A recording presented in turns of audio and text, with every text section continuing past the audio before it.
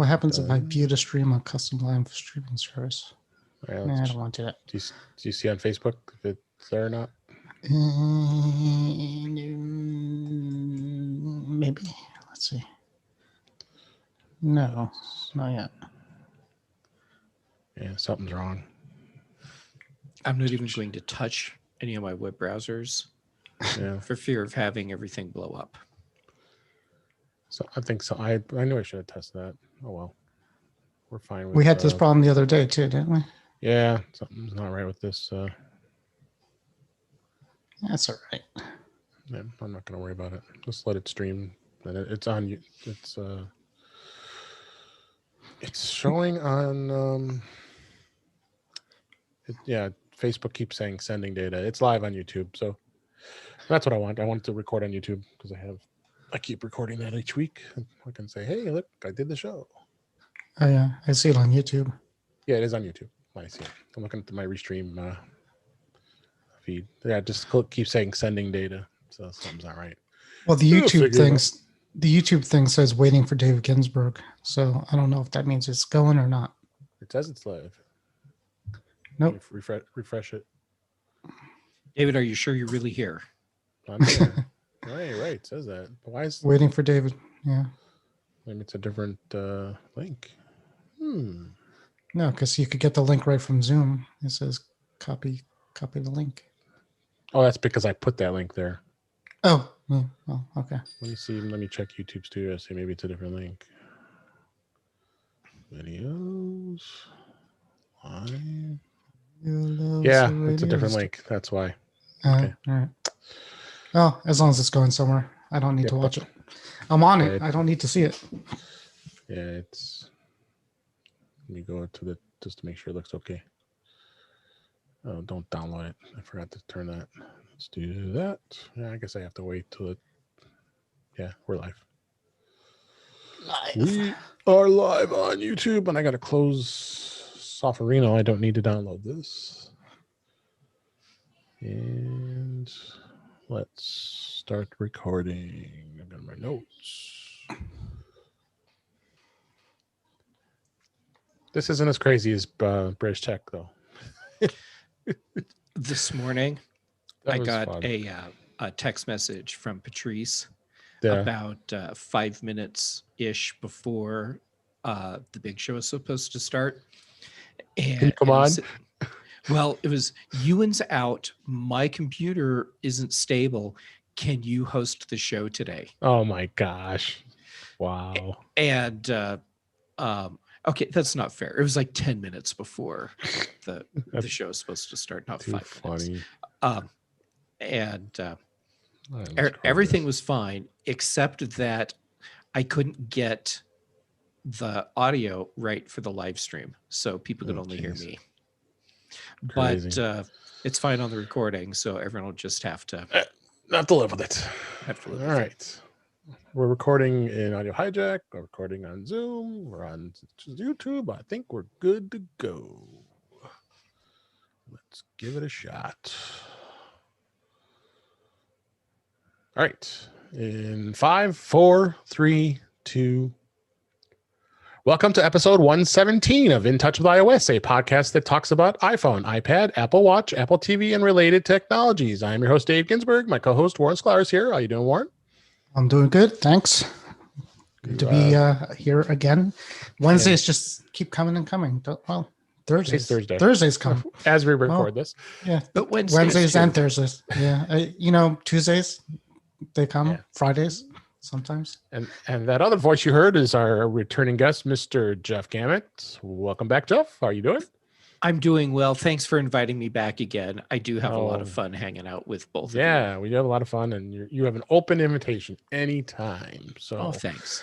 We have a lot to talk about, actually. I didn't think we would, but there's a lot of stuff in the news, and we're going to actually talk about some of our favorite tips with iOS 14, maybe iPad OS 14, and could even dabble a little Apple Watch, and I have a new Apple Watch. I have the Series 6. So I'll give you a little bit of view on that, and awesome. Lots of other things. So there'll be plenty for you guys to listen to and enjoy. So let's go ahead and get started with the news, as we always do. First thing is, as this was recording, I was like, okay, we got a release. iOS 14.0.1 has been released as we record this on the 24th of September. It was the first update to iOS 14, and as far as I can tell, it's the only fix that it really was the bug that was all over the internet. People were not happy about causing third-party apps to not be able to be set to default after a reset of the iPhone was restarted. So that means your default browser and your default email address. So as far as I see, there's a couple other fixes in here as well. Addressing an issue could prevent camera previews from displaying on an iPhone 7. See, I wouldn't know that. 7 Plus. There was a number of things here. Did you guys already install it, Jeff? You got it installed already? I did. I installed it right away because I rush in where angels fear to tread. Yeah. And I was hoping that it would have other little fixes as well. Looks like it does. Well, it doesn't have the one fix that I want. Which is what? Which is battery life. Yeah, that's right. Yeah, we'll touch on that just a minute in our thoughts so far with iOS 14. Warren, you're on beta, so I guess this doesn't affect you much, right? Yeah, I'm one ahead. I mean, the only thing that is interesting is everybody is assuming that the iPhone 12s are going to ship with the 14.1 because the 14.2 beta came out before 14.1. So that's what people are assuming. So I wonder if that's still going to happen, A, and B, if that does happen, that means that if this is the same release that came out today that's going on the iPhones next month, did they actually know about the bug when they released, because that's what it fixed. So, I'm just thinking out loud. But there you go. So I'm thinking the answer is yes, 14.1 really is what we're getting on the iPhone 12 when it ships. Yep. And that this default app bug turned out to be a bigger thing than they anticipated, and it's fixed in 14.2, but there was enough complaining that Apple did the 14.0.1 update just to address that until next month, presumably, when we'll get new iPhones and iOS 14.2. So of course, you're thinking. So then you're thinking there's two versions of 14.1 out there. There's the one that came out today and the ones that ship with the phone. Well, the one that came out today is 14.0.1. Is it? Yeah. It's 0.1, right? He's right. Okay, there we go. So 0.1 is today.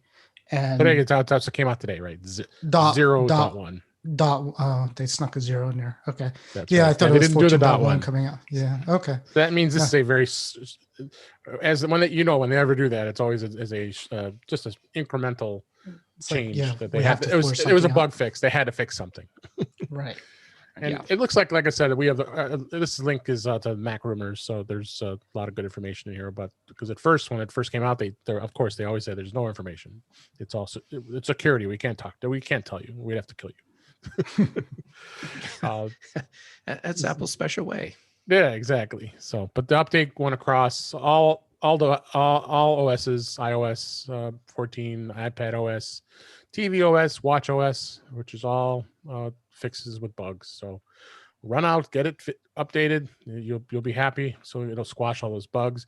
But you talk about the big thing that was complaining about with default browsers and default emails. I'm super stoked that they did this because I'm looking at the default browser list, and I've got 5 browsers I can choose from now. When have we ever been able to do that before? That is pretty cool. Yeah. So Safari, Firefox, DuckDuckGo, Edge, and Chrome are all the browsers I have on my iPhone, and I could choose from any one of those. And then same thing with email. Email is so far I have Outlook and of course the standard mail apps, and you can now make Outlook your default email if you so choose. And there's others out there too. I'm not so much of a fan of the third-party email apps other than Outlook for the most part. But no, I'm glad they fixed that bug because people are switching because not a lot of people are super super happy about the native mail app. They may not like it. So now you got a choice. Am I remembering correctly that before a web browser or email client can be set as the new default app, it has to be updated to add support for that? Right. Yeah, you have to have the most current version of those apps because uh and you go in the app store, there's 90 apps ready to be updated. It seems like every single day. Yeah, every day. Uh, Yeah, you got to keep uh, checking. that you got to keep checking to make sure. Yeah, make sure for sure of those 5 I just four, not including Safari, that I mentioned. Make sure that you've got the most current version of that app, and all you got to do is go into the settings, go into the app, and there, right there, is where you can make the change to which which browser you want as And default. Apple has to bless it too. There's a And bunch Apple out does there. that to bless it. Like Brave is one of my other browser I have on there that one has not been blessed as of yet. Right. And I still have it unless it's been updated. I was gonna I switched go in mine the to apps here. Edge. I like Edge. Yeah, Edge is really good. Edge is Yeah. a great browser. I use I'm just hoping we can get it to work for work and use it more full time. It's very solid. Yeah, but I remember with the Mac we had that little bug with the Safari 14 that got installed, and a reboot fixed that for me. And yeah, so even Edge on the Mac is really good too as well. Yeah, and then you could sync everything across. That's just- exactly. Yeah, it's through your which I like Microsoft too. account. Yeah, Yep. so you got all your Speaking of syncing, have you noticed that handoff between web browsers works perfectly regardless of which browsers you have installed on any device? Yep. Pretty much. Yep. Yeah. Yeah, So Firefox so is it what I doesn't use. matter. I don't even have to be running the same browser on my Mac as I am on my iPhone. It just works. I know that's been a thing for a while now, but now that people have more choices, I wanted to point that out. Absolutely. It's very, very cool.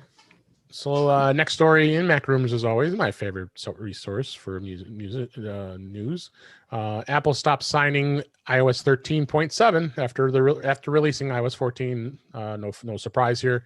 So you could no longer downgrade. Downgrading is no longer possible. So that happened a couple days ago. So if you're not ready to go iOS 14 yet, don't do it. You want to wait. If you want to stay on it for a while, you can definitely wait. But once you install iOS 14, there's no turning back. Any thoughts on that, Warren? No, Nothing. it is. It is. It is. It is. Anything from you, Jeff? I would have liked to have seen that happen like maybe next week. Yeah, but, give it another week at least. Yeah, but Apple's always more than happy to just cut the ties to what they consider old. Yeah. So there you go. It's usually for jailbreaking too. They don't want anybody taking. That's true. Taking a phone that has a jailbreak for a previous version. They try to lock you out of it. That's true. And then next story, Apple actually upgraded. I'm surprised they still call it iWork, unless this is from Mac Rooms as well, or just using iWork as the term, because that's always been the suite of apps, which is Pages, Numbers, and Keynote. They did update all 3 of those apps for iOS. They did for Mac OS as well, but and features a lot of support. The new updated support for Pages, Numbers, and Keynotes. All 3 of the apps now support the Scribble feature, which was introduced in iPad OS 14, which is so cool. It allows you to handwrite anywhere in a text field, and within those apps, the written text will be converted right to typed text. And then the new feature will also let the Apple Pencil users write out Pages, documents, numbers, spreadsheets, Keynote presentations, all that stuff. There's a whole laundry list of stuff that they did in this article. I'm excited about this, and I think the suite of apps that Apple offers with these 3 is really good. What do you think, Jeff? Yeah, I'm glad to see this happen, because the features that we got in iOS 14 on iPad OS 14, we should be able to take advantage of those in Apple's own apps. And while you were talking, I did a quick check, and it's officially iWork on Apple's website. You can even go to apple.com/iWork. Okay, so Yeah. they have kept it. I mean, I know for a while they had stopped even mentioning it, but no, I guess I was wrong. Thank you for fact checking for me. I appreciate that. Sure thing. And I needed to check for me too, because I wasn't sure. Yeah, yeah. but- I use Keynote and Numbers a lot. Pages not as much. Yeah. And I'm curious to see how this changes, or how the way I use these apps changes. Yeah, Now that I can absolutely. actually scribble in them. That and they've included a little more support with videos. You can play YouTube and Vimeo videos right from your presentations, which is a link in. But you wonder sometimes. I mean, I think that the age of the internet has gotten a lot better, that you can just do a live stream of a video from YouTube, let's say within a keynote presentation. But in my world of support from over my many years of doing that, I've always said, let's download the video and have it embedded and be done with it. Having done many presentations, I would rather Yeah. have the video stored local. Yeah, exactly. But I can see places where you do a presentation where actually having a live stream show up would be part of the presentation. Right. So I mean, it's cool to have the option, even though For sure. I wouldn't feel comfortable relying on it during a live presentation. Yeah. Oh yeah. Yeah. I always was nervous. Warren, do you have any thoughts on the updates to these three No, fine quality apps? I convinced myself once to buy an Apple Pencil, and now I told myself I'm never doing that again, because I really never needed one or used it. So, the scribble thing, I would like to see somebody use it just to see what it does, but I'm not going to buy the pencil. I'm not doing it. But no need for the pencil. Oh, you bought it and then now you don't have it? Or I had the first one with one of my earlier iPads. Oh, okay. So then I'm like, when I sold it, I got rid of it. So I'm like, do I need the second one that I have, the iPad Pro 11? I don't need it. I'll never use it. Yeah. Even the scribble works, I'll still never use it. It's just $120 down the drain for me, but I'm sure it's great. Okay. All right. Next story. This is a 9to5 Mac. iOS 14 adoption has rapidly been outpacing iOS 13 as The users react. widgets. So the widgets, picture and more. This was a couple days ago, near last week. It was coming with a number of new features. Of course, it's been exciting, including the home screen widgets, picture-in-picture support, and so much more. I think picture-in-picture was a big thing. So they're saying the adoption rate's like right around 28% already. It could be higher since this article was posted, but it's great to see. You tend to see that iOS, the latest versions of iOS get adoption pretty quick versus Android. Well, they can, whereas in many cases, Android users can't upgrade. Right. Yeah, because it's restricted by the carrier. Yeah. Unless you have a pure Google phone like a Pixel, you really can't do much. It's good to see. Yeah, the day after the release, my 17-year-old son came up from the basement, and he's like, "I got to show you my phone." And he showed me his phone, and all his icons were changed from it, and he's like, "This is like trending. Everybody's and this is before the stories started coming out about everybody doing this, customizing their phones, and so obviously he got early on it." And so he showed me his phone, and basically all his icons were old, like iOS 7 style icons, is what he did. Oh, yeah. So that's cool. It's cool, and so the kids are loving it. That's why it's happening. These kids are like have chains and chains of threads, comparing their screens between the widgets and the icon change. The icon change is a hack. It's basically a Siri shortcut that opens up the app, and then you could give the Siri shortcut a downloaded picture from your camera roll. Which now I'm thinking maybe I should make a set of iOS icons. Well, they are. People are doing it, and evidently some kid made like $5,000 overnight because he charged it, and he didn't realize, he woke up in the morning and like he had $5,000 of people buying his icons. But the one question I have is, like, wasn't this possible in iOS 13 with the shortcut? I don't know why. I don't think it changed in 14. I think it just it is kind of interesting because I think it's just shortcuts were still there. Yeah, trending. So I didn't try it unless they changed the functionality, but there's just groups and Instagrams and Twitters of people changing up their home screens, and people love it. So the word's getting around, and that's why the adoption rate is going up. No, That's very cool. It's great. Yeah, we'll hit on widgets a little bit. Just a moment here. The next story I want to talk about was One Password partners with Privacy, the company Privacy, for virtual credit cards. Great to see that One Password's diving into some other businesses. This was on the Mac Observer, our friend Andrew Orr. With privacy.com, people link their bank accounts and to generate unlimited virtual credit cards, perfect for signing up for online services. And now One Password customers can use these cards in the password extension, One Password extension for Safari. And all you have to do is create a new privacy.com virtual card right from your browser, set spending limits, and then save the card details. Just in the United States so far, but they are saying that they may hint for expansion to the future. Thoughts, Warren, on this one? Nope. Thumbs up. All right. And Jeff, anything with on this? I think it's awesome. And for a lot of people, I think this will make their lives easier when dealing with online credit card payments, especially if you've ever been in the situation where you've had a credit card skimmed. Oh yeah, yeah, absolutely. Yeah, been there, done that. And then last story back at Mac Rumors, Apple. This just actually came out as we're recording this today on September 24th. Apple has now reversed course, and they're now allowing band-only returns for the ill-fitting solo loops.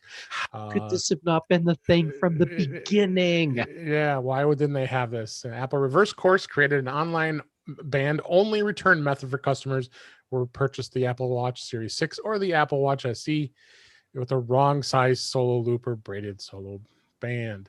When I opted to buy it, well, I'll talk about that in a minute, but yeah, I thought this was absolutely ridiculous. Well, why would I want to return my entire watch because this band didn't fit right? And most people who have purchased this watch have extra bands. They can live without it.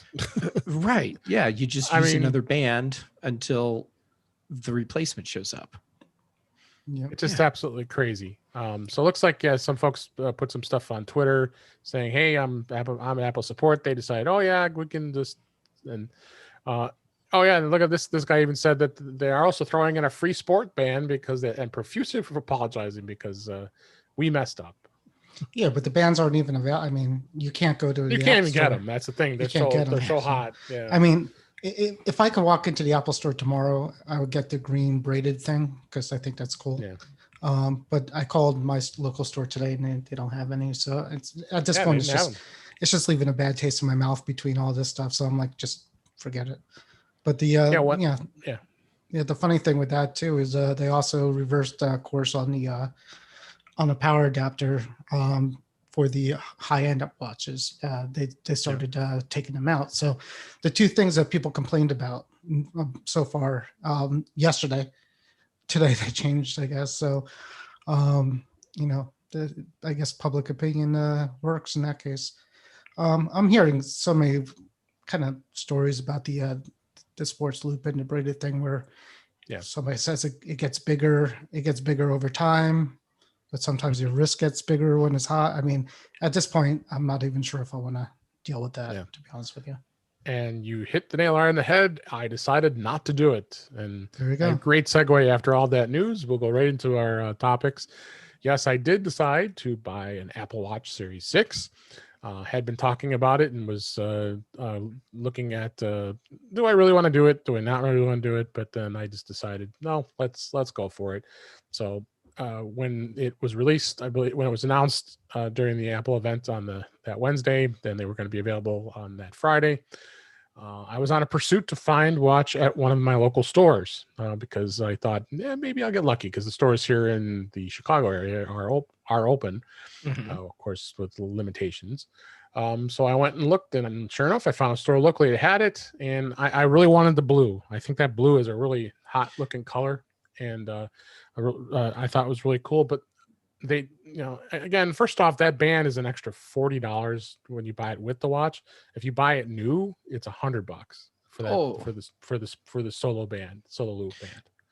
So there must be some Well, insane hey. technology in that if it's Yeah. $100. I don't understand. Well, I mean, just like the Milanese loop and a lot of those other bands that they sell, those were expensive too. So, but for a sport loop, which costs them next to nothing, and the braided loop, just didn't understand it. So I decided the blue. I've got a two-tone edges with the kind of the orange and blue band here, and it's the Velcro, which I really like. I have a whole collection, as all of us do, of bands. I think I don't know who I was talking to. Somebody actually, I think this a friend of mine. We're talking about bands, and then all of a sudden he pulls out his big case. And he opens it up, and there must be 20 or 30 bands sitting in this case he opened up. Yeah, I have one of them. I'm sure you probably have a word as far as bands go. So I decided, you know what? What the heck? I'm gonna go ahead and go with the braided band they had, the braided band, but the Velcro, so it's adjustable, so I don't have to deal with it not fitting. I really love this band, and I've got a couple other different colors I can switch out if I so want to. And you went with blue for the watch? I went with a blue, yeah. If you can and see do you like camera. it? I really like this color. I think it's really hot, and it looks on the crown, the digital crown. If you can see it in the camera here, it has that little red dotting on it again, like they did, in the past there. So, actually, that makes sense. This actually might be because of this is cellular, because I did get the cellular model, but I did not activate cellular. So now you could put a red band on it and it won't clash because it matches because it's got the little So if I decide I want to go red, So, so really, I mean, I think a lot of people have asked questions. What's the difference between the Series 5 and the Series 6? Well, what I did was I traded in my Series 4. And I was fine with it. I thought about it, and they gave me $140 for the Series 4, which I thought was fair. For as much time, I value my time a little more. The difference of maybe I could have gotten another 40 or 50 bucks for it. But then if you do it some places like on eBay, then they take the fees. You start selling it on Facebook Marketplace or Craigslist. Then you're dealing with these people trying to lowball you. So I'm like, it's fine. I just decided it was time, and the Series 4 was it was older, and that's why I wanted to kind of discuss the difference between the Series 4 and the Series 5 and the Series 6. Well, the one thing for sure is I'm truly getting used to is the always on feature, which is in both the Series 6 and the Series 5. And the design between the 6, they're pretty much the same between, as far as their design goes, other than colors. I mean, I like I said, I really love this blue. I think it's a really hot color, and plus they had product red and other colors too, which was nice choices. You don't have that in the 5. I mean, apart from that, they look exactly the same. And the other differences was the display. The display is a 1.78 inch OLED for 448 by 365 pixels on the 6, whereas the 5 was just about the same. And so they're about the same. The processors, that was a big jump. You went from the S5 dual core to the S6, and it's 20% faster. I do notice it faster, and I'm kind of happy about that when it comes to that. The sensors, there is a lot more sensors with the 6. You got the accelerometer, gyroscope, compass, the always on altimeter, the ambient light sensor. You have fall detection, of course. We had that. The heart rate monitor, ECG function, and the blood oxygen sensor. Now, the blood oxygen sensor, I could take it or leave it. I mean, you have to be really still, and you have to have your arm in a position where it's measuring properly. And it is good, and it seemed accurate enough. But I could take it or leave it as far as that goes. So far, Jeff, what did you have any thoughts on? You were with the Series 4 or Series 5? Do you have? I'm still on the Series 4. There wasn't enough that changed in the Series 5 that I felt compelled to get it. The Series 6, I definitely want. Yes. And it's actually that blood oxygen sensor that seriously? Series. Hey Siri, stop. S lady will just turn my phone upside down. Come on, S lady. There we go. She's upside down now. Maybe she'll leave us alone. Sorry about that. I was actually trying to charge my phone because the battery was almost dead. Anyhow, yeah, it's that blood oxygen sensor that I find to be really intriguing. The other new features that come on the 6, I'm like, okay, fine. But that's how it is for me every time. There's always one key thing that I see and think, all right, that's my reason to get a new Apple Watch. And it was the EKG last time, ECG. Right. And this time I haven't bought one yet because I wanted to watch and see what people think, especially of the blue color, because I was thinking that blue looks pretty awesome. It really is. I really like it, and all the other bands I'll wear that I decide to change with, I think will look really nice on them. I mean, I've always had the space gray.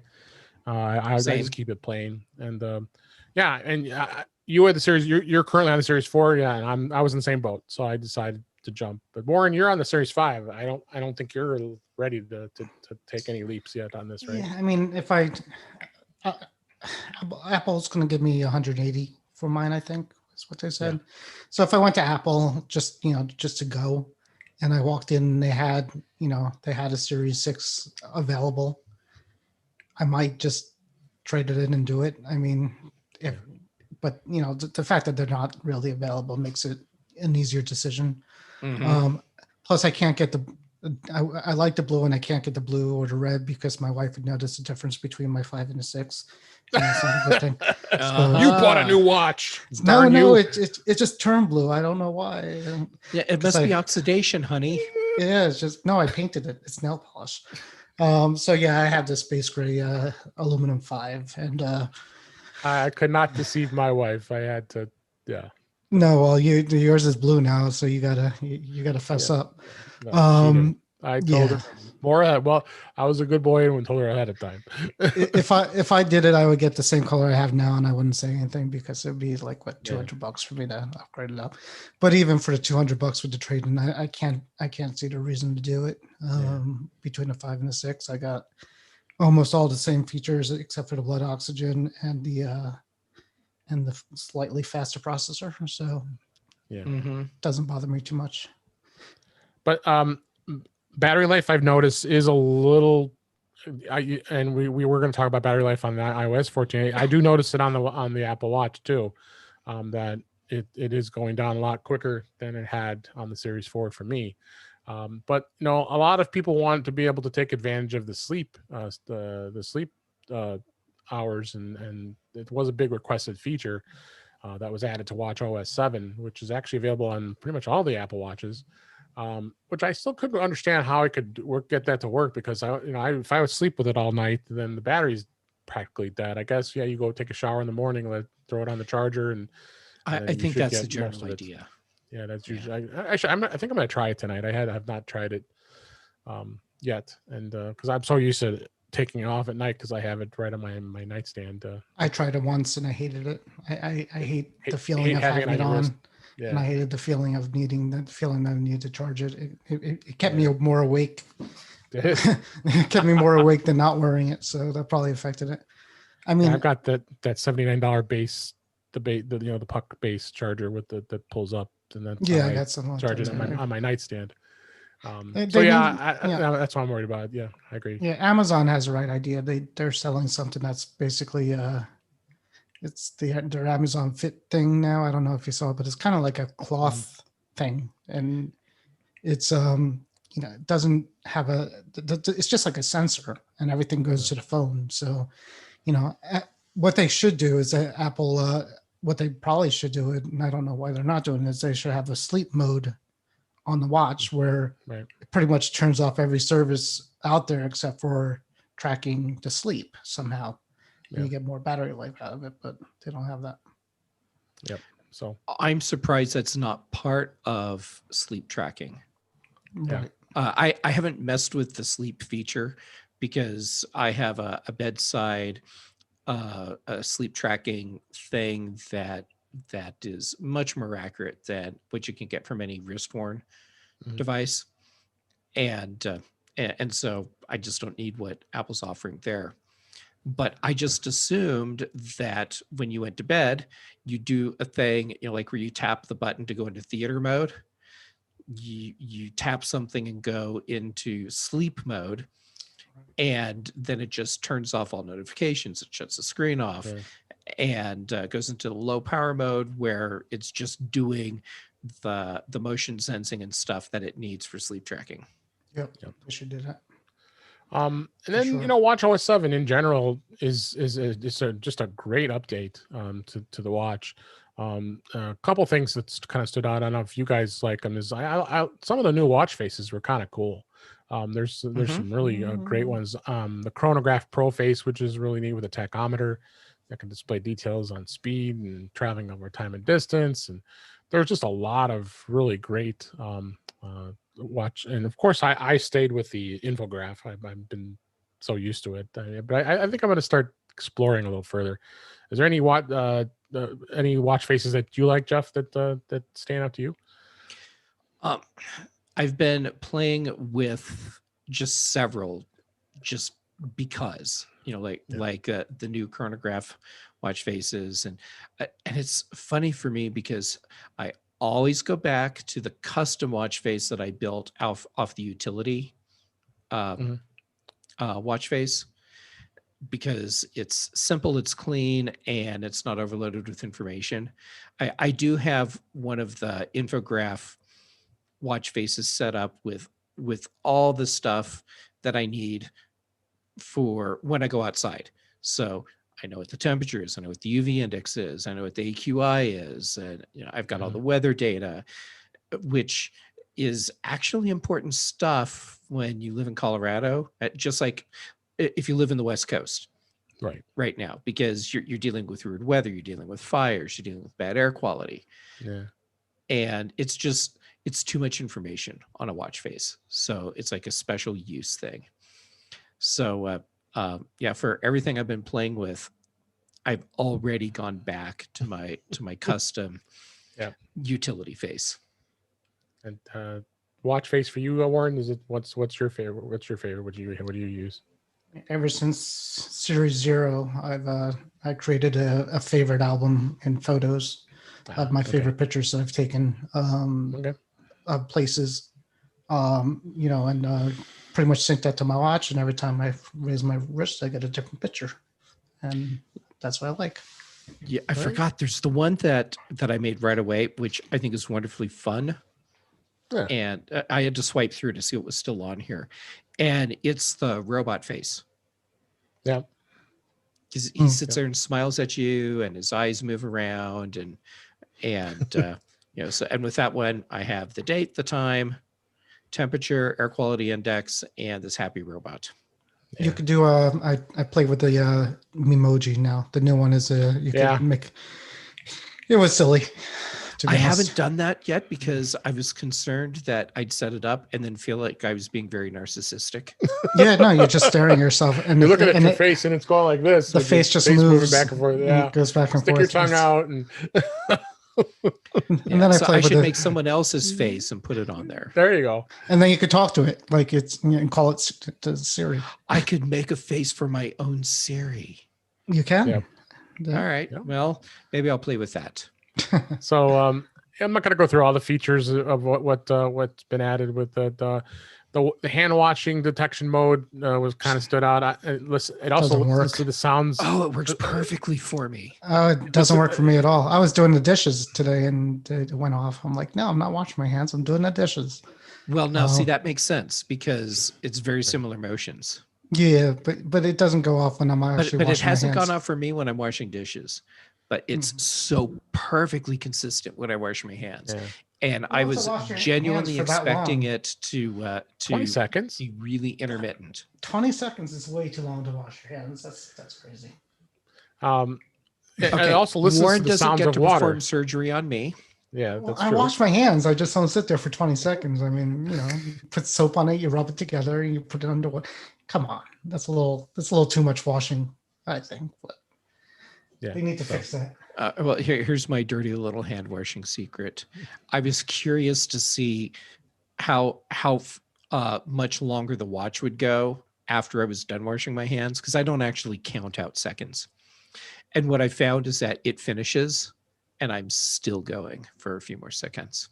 All right. It should be like an OCD detector in there too. And if you're still going, it's like, I probably Jeff, do need. Jeff, you're good. You got enough. Stop. Just stop. I probably do need that. Yeah. It's like, Jeff, it's You're, okay. Your you're hands gonna are clean. you're gonna take some of your skin off at this point. Stop washing. So, all right. So I highly recommend it. I like the watch. I'm happy. But like I said, if you're on a Series 5, my opinion, wait till the next one. I'm glad I waited because I was on Series 4, and Jeff, you're ready to pull the trigger soon. Yep. And I guess now I just have to wait for watches to be in stock again. Yeah. But keep an eye on. I don't know if your stores or local stores are open. Keep an eye on that. Sometimes you get lucky, like I did. And then let's go talk a little bit about iOS 14. We're not going to spend a ton of time in it, but there are some things that could have stood out. One thing, like we mentioned earlier, is have been noticing some issues with battery life. And Jeff, you brought that up. What do you think has been hitting the battery life on the iPhone the most as of late? That's a good question. How about if I look real quick and see what my you iPhone can look says? for battery. Yeah, I haven't. Right. I haven't looked either. Battery, and there we go. Activity. Safari is, well, let's look over the last 10 days. That's what really matters here. Yeah, Safari is about a taking a week. big hit. And then Tweetbot. So that's probably Facebook and Twitter stuff. But still, my watch my phone just sitting unused, or inactive, that battery is draining so fast. And if I'm doing something like I get up in the morning, fully charged phone, and I spend like 10 minutes going through messages and emails and other notifications, and in that 10 minutes, my phone will be down to 74% charge. Okay. It's like crazy draining. Yeah, I've also noticed my battery health has dropped to 96% for a phone that's only a year old. So Yeah, mine too. I'm at 97. I just checked that. There. yeah. My battery capacity is back up to 100%. I thought it was a little bit lower than that. Now, I did get a battery replacement from Apple, probably 8 months ago now. Okay. Which one are you on? I'm still rocking my iPhone 10. That will probably change in a month. Okay. Oh yeah. I wonder if that could be part of the battery issue, maybe. And I don't know. It's always mail is always the big culprit. Especially because of notifications you're getting all the time. I use the app radio.com a lot. I listen to it at night, but I'm generally charging, as that's what's kind of weird. It came up as one of the things that do it. But you got OneDrive doing backup background activity. Mm-hmm. Messages has a little bit on it, so you just got to kind of keep an eye on what activity is really hitting the battery hard. It's interesting. I was expecting to see other things at the top of the list, but Safari and Tweetbot, those account for I got Twitter. half I my got Twitter. battery activity. I got Twitter notifications hitting all the time. I forgot about that. Yeah, I get notifications every time I have people that I'm watching, and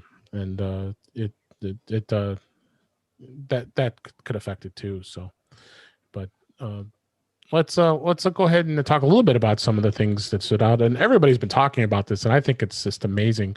Is the back tap, and it's kind of bizarre. It's bizarre the fact that Apple buries this in accessibility. So the way to get to it is you got to go to settings, and then you go to accessibility, and then you go under physical and motor and select touch. If you scroll all the way down towards at the bottom, actually, there is a selection that says back tap.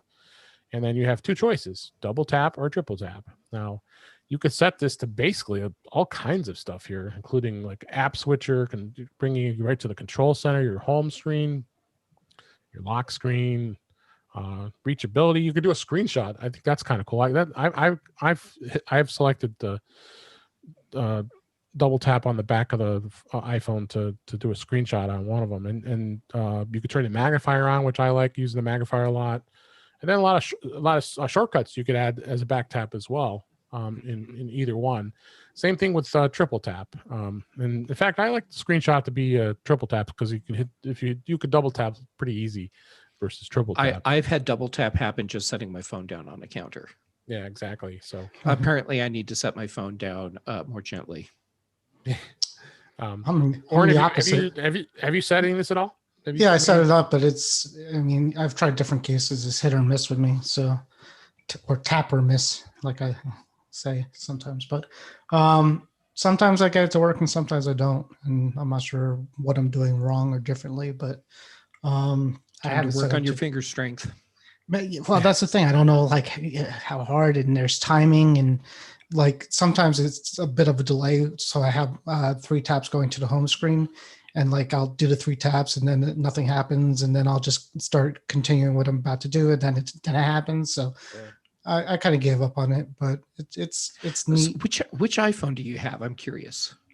I have the 11 Pro Max. Okay, so it can't be a performance thing with the processor. I would hope not, or because I am due for a new phone. So yeah, but my iPhone 10 every year is still, it's an older processor than yours. It's not as fast as yours, and I have near instant response from BackTap. Yeah, I again, are you using a case or no? Yes, I do have a case on mine. It's not a thick case. Yeah, I've tried it with thin ones. I have I don't know. It's weird. Try it. So and then there has been some control center changes. If you go into control center, they really have expanded out the HomeKit and a lot of your specific. If you have any specific scenes, you can put them right into control center. And for those of you who don't remember, control center is most of the newer iPhones. You drag it from the top right. If you have like an iPhone 8 with a home button, you drag it up from the bottom. And to get to the settings, all you have to do is you go to under settings, and then you go into control center, and that's where you actually can actually access a lot of these things and make changes. Now you can turn off home controls. If for some reason you don't like to have the home controls in your control center, you can just turn it off completely, and then those will not show up anymore. Now you've got included controls where you can put in there, and they've added a lot of stuff in here as of late. Warren, do you have any ones that you use all the time in control center that you like to leave in theirs? No, I don't use the control center. I have an August lock that I use my widgets more for. So not the well, it was widgets. What was it before widgets when you scroll to the left? Those are also widgets, right? They were widgets, yep. But we weren't able to customize them. Yeah, so I did that. But it's neat, in the control center I see a couple of my lights showed up in there, so I could play with it there. But not too much. Okay. And Jeff, anything with the control center that you like? Yeah, well, for the home kit stuff, I'm looking to see what I said in here, and I have a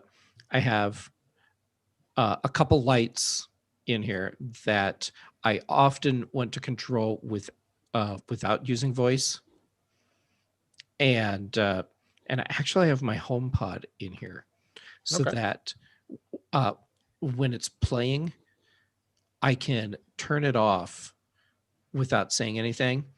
And I actually have a reason for this, and it's because I have found that if my phone starts to ring and I tell my HomePod to stop playing music, it almost always fails to hear what I'm saying.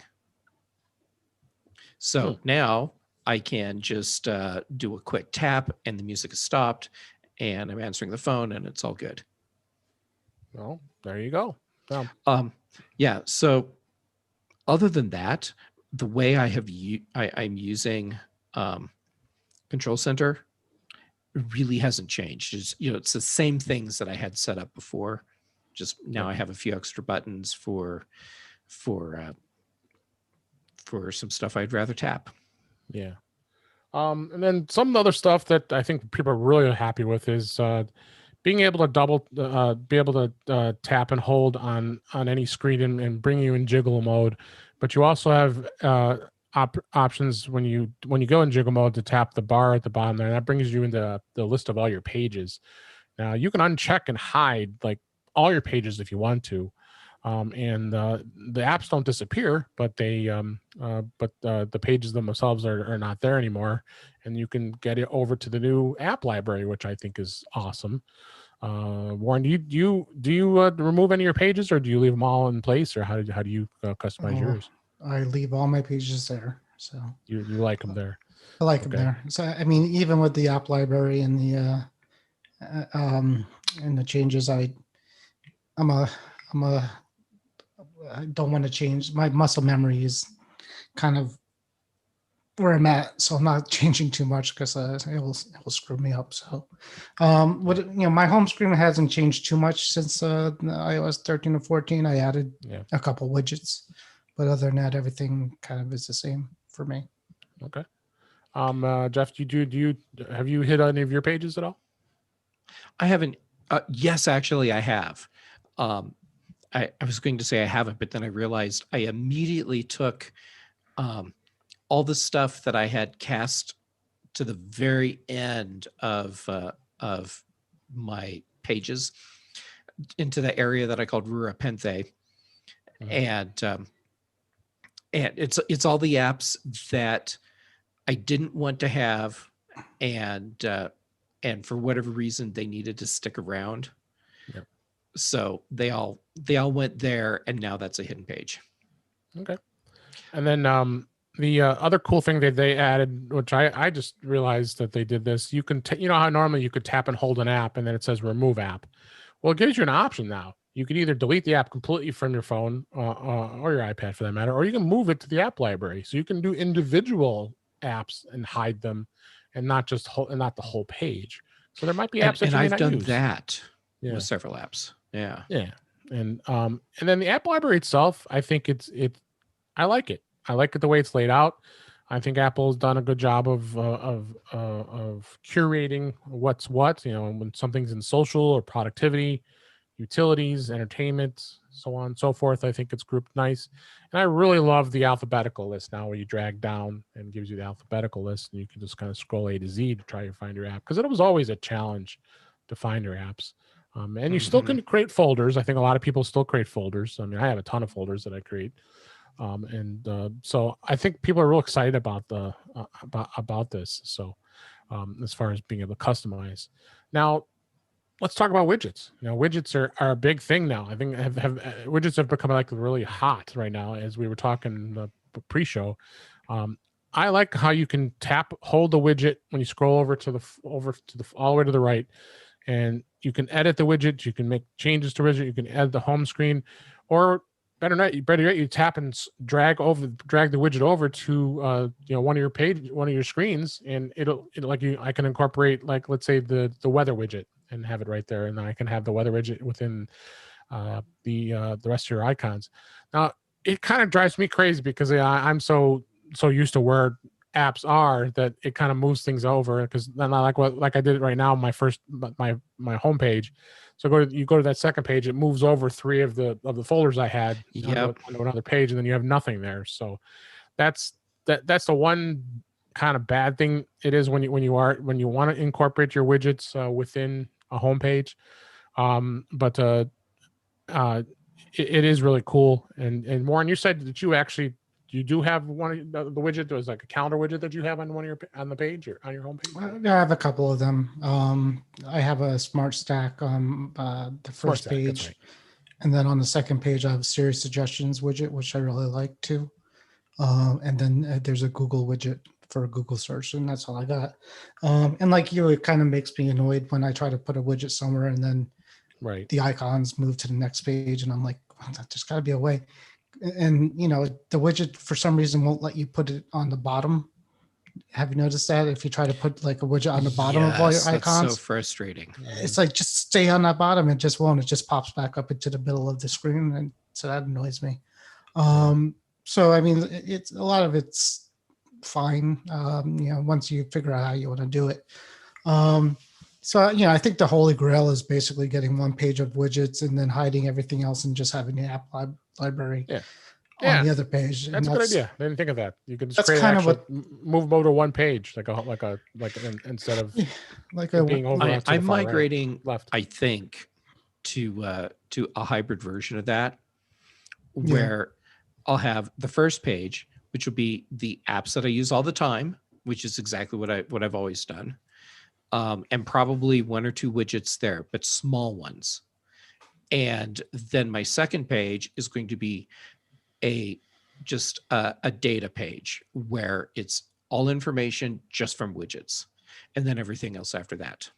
Yeah. Right. So like on the first page, if you did like the series suggestions, and if it was good enough to know the apps that you use at that time, that would kind of be a good way to do it too. So like that's I did that for a little while, and it was messing with my head too much, and I had to take that one off because there's no indication that widget group is a widget group.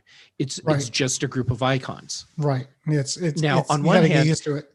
Yeah, on one hand, that's great because it becomes this transparent thing where the apps that you're using at any given time are just the ones that are there. But for me, it just hurt my head too much because I know the widgets that I have in place, and then there was this block where they were just changing. Right, and it's trippy if you watch it change because you'll be sitting because you forget about it for a second and you'll be watching it, and then all of a sudden something changes on the screen. And it's like, what? My icons just moved around. And oh yeah, it's a Siri thing. So, so I actually had to turn that one off. Now, if I could put a background on it, so it was obvious that was a separate block, then I'd be more inclined to use it. And it's a stupid reason not to use it because it's really handy, but still. There's a bug on it. I don't know if it's still there, but sometimes the word suggestions comes underneath it, under that widget, and the words kind of go right on top of the words of the icons underneath it. So that was a problem too. So that's a problem. Yep. And then we'll come back to widgets just a minute because we have two apps that I have bookmarked to talk about. I just want to hit three more things here before we wrap it up here. And the spatial audio for AirPods Pro is amazing. I don't know if Warren, you tried it out. Do you have AirPods Pro, Jeff? I don't. I'm still rocking my original AirPods. But my restriction that I put on myself for the AirPods because it's just too easy to keep buying all the things. Yes, it is. So my AirPods restriction is I do not get to replace them no matter how cool the current AirPods are until the battery in at least one of my AirPods is essentially unusable. There you go. So my guess is that next spring I have to replace my AirPods because I have one AirPod where the battery life is maybe 30 minutes. Okay. Yep, you're due. But the spatial audio is just absolutely amazing. It basically makes you feel like I look to the left, I look to the right. It's like, wow. It really gives you a spatial immersing sound. And of course the audio itself has to have it. If you listen to the Apple event video, they had it in there and started watching some of the sessions in there, and it was like, holy cow! I'm looking around and where am I? So it is really cool. That's very cool. Yeah, it's really cool. Warren, you tried them out, and you think it's it's cool. I mean, it works a lot better with a phone or an iPad than the Apple TV because it follows the device, which is kind of neat. Yeah. So if you actually you're listening to something and you have your phone with you, if you move your phone like there, it actually moves a voice with it, which is kind of that's just straight up cool. It is cool. It's very cool. Way cool. And it actually sounds like it's coming like for a minute you think that the Bluetooth connection to your earpods got lost and it's coming out of the phone speaker and you're like, oh crap, everybody can hear me now. But you take off the headphones and it's like, oh no, it's not. Yeah. And then other feature I wanted to that was very welcome to be brought in on iOS 14 is the picture-in-picture.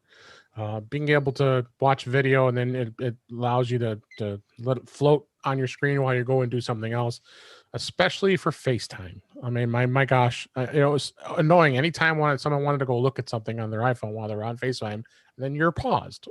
Well, now it will not pause anymore. It'll allow you still see them while they're going and navigating to Safari or looking at an email or looking at a picture or whatever they're looking at.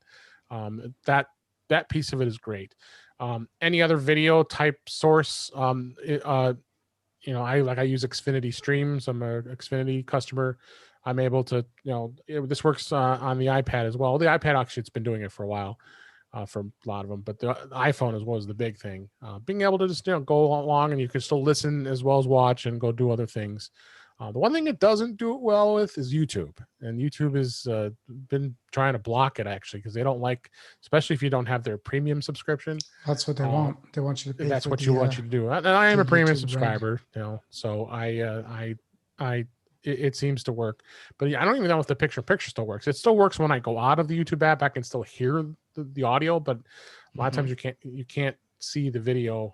So YouTube's being kind of jerks about that, honestly. Be with that. So and then let's dive into two apps I wanted to stand out as far as relating to widgets goes. This has been a really hot app right now, Widgetsmith. And it's a free app, and what it does is it allows you to be able to create you can create small, medium, or large widgets, make changes. It's been quite a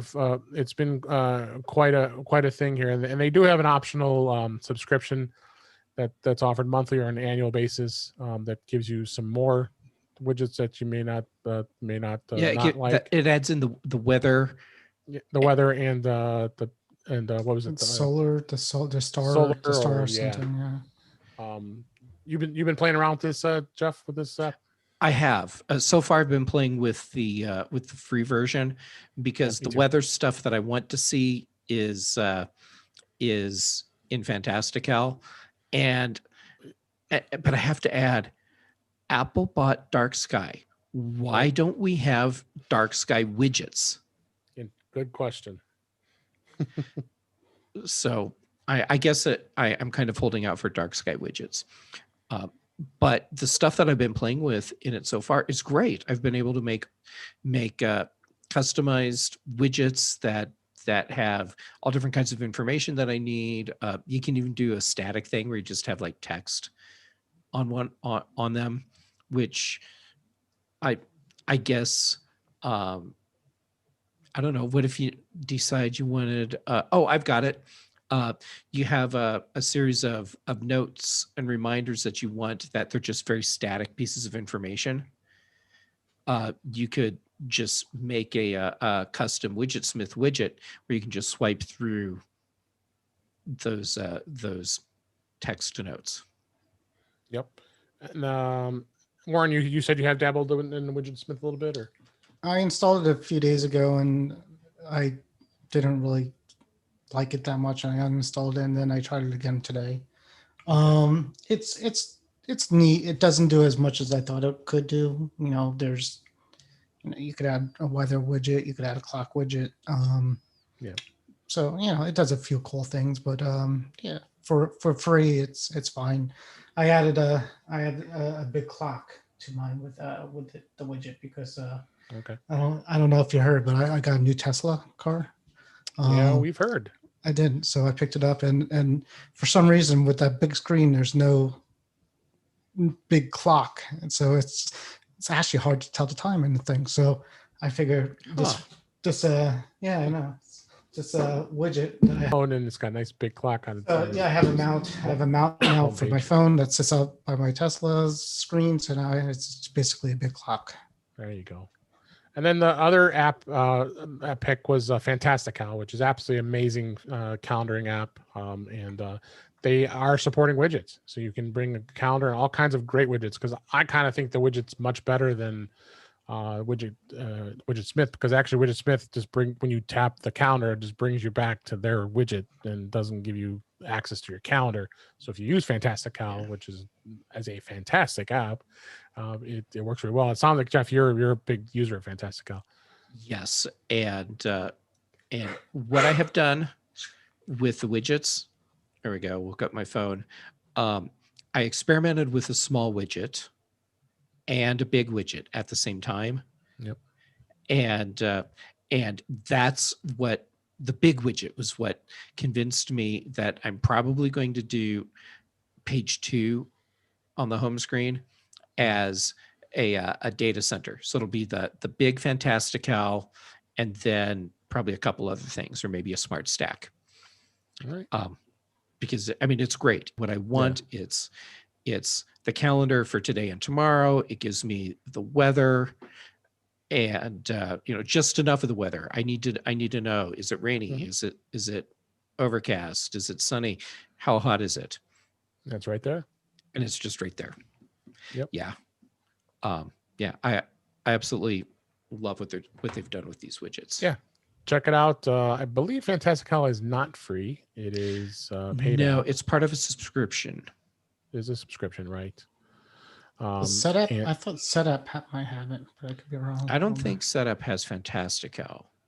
Yeah, I might be Something like wrong. that. Setup has so many things, and I'm looking oftentimes I'll find I went and bought something, and it turns out it was in Setup.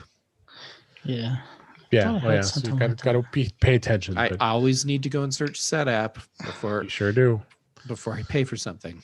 So, and with that, our time has just expired past us here, and there's so many other things we could talk about, but we would be here much longer. But we're going to save it for future episodes because.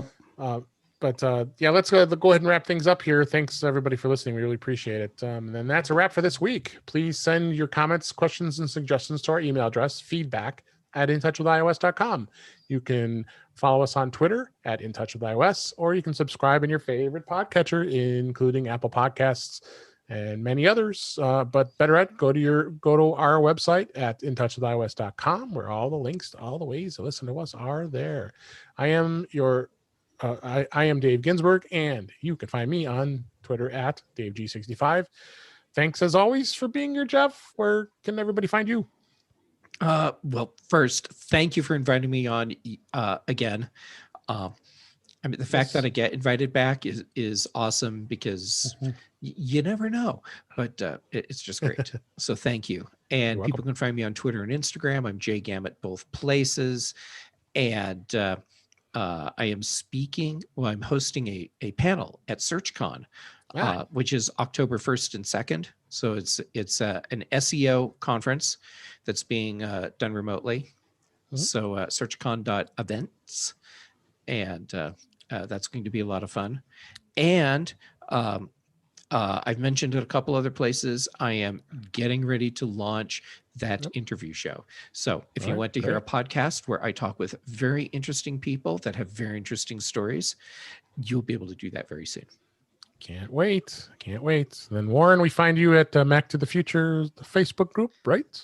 Yeah, if you're brave enough to go back on Facebook, there's a Mac to the Future group.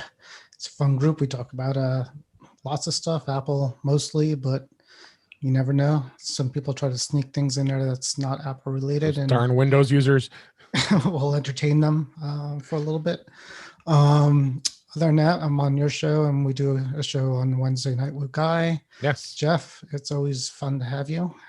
You're more lively than most of us, so that's great. And appreciate you being here. Me too. Thank you. I do appreciate it. It's a lot of fun to hang out with both of you. Yes, we had a lot of fun, and we'll do it again very soon here. So thanks for listening, everybody, and we'll talk to you again soon. All right. Good stuff, guys. Thank you. That's a lot of